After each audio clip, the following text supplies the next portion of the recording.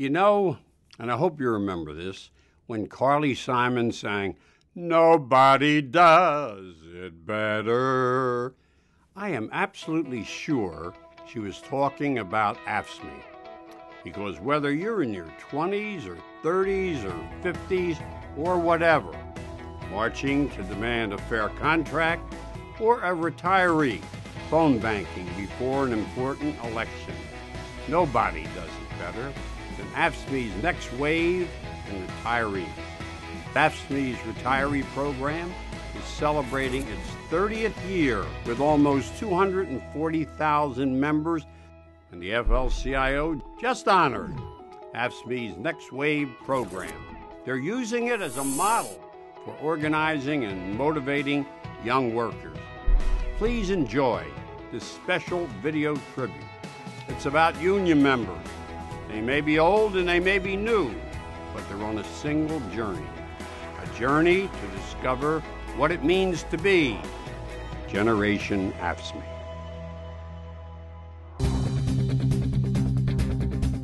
Unions aren't just about benefits, it's also a social justice movement. Even being organized as a public employee retiree, there's so much more that we can do.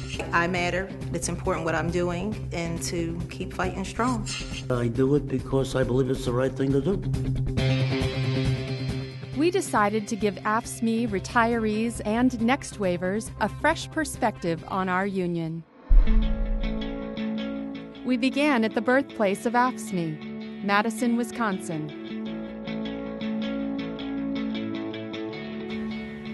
Whoa, 1932. Wow. 18th day of August, 1937. And this is our local charter. And as you can see, there's a lot of charters up on the wall in this room, but none quite like that. This is a local one right here. And this thing has a life of its own, and AFSCME has a destiny.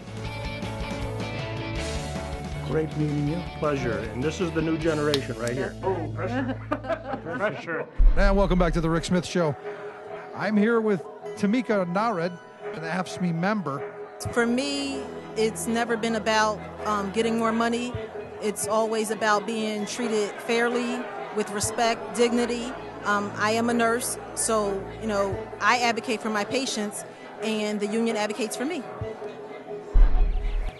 We're working on our pension increase, a COLA for the retirees. More than 250 state and local AFSCME retiree groups continue to lead the fight. We have our lobby day coming up, and they're going to go to their state representatives and explain to them why we need these pension increases, that it's been 8 years since we've had an increase. And we've worked with the legislators trying to come up with a reasonable way that they can fund an increase for us without breaking the budget. Organizing veteran Ed Keller fought early battles. I was just wondering if you had any advice for a young union leader as to how we can speak to our membership to get that same trust and support. I think the first thing you do is you always tell the members the truth. Never lie to the membership. You're going to go down the wrong street, the wrong road. Phyllis made house calls in Missouri with AFSCME volunteer member organizers. Of what's allocated, so by the time it gets down to the actual provider, then they're only getting. Do they have any kind of benefits? No benefits. I am so ready for this union to go forward. All right. Want to put us into a nursing home and take us out of our own habitat where we're comfortable, where we're in our own environment, and where we can have people that we know and trust. Phone calls. Yeah. Tell me about the phone calls. Well, I might lose my job because everything might be getting cut. Is that what she told you? She told you that? Yes. They can't do that. Not when you're in organizing mode. 3 weeks after this visit, 12,000 Missouri home care workers won the right to collective bargaining. Hi, how are you? Hilda Solis. Our political power through people helped appoint a pro-worker Secretary of Labor and former member of Congress, Hilda Solis. And my question is, how did you get involved with the labor movement?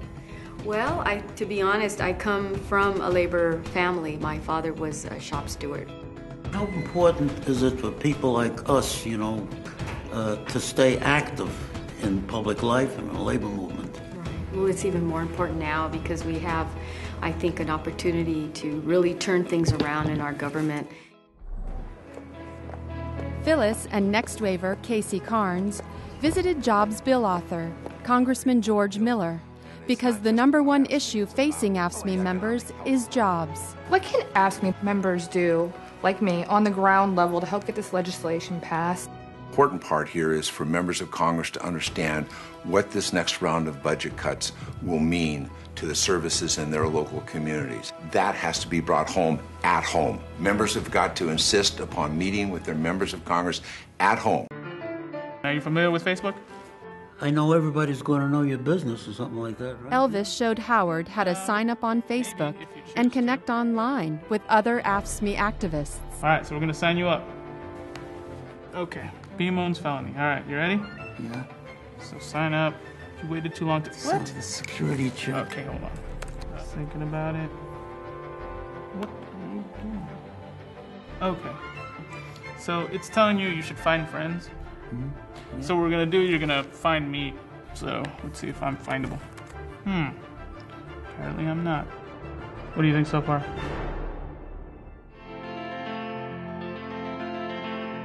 Just as Next Waivers met with retirees, Howard and Phyllis met with Next Waivers.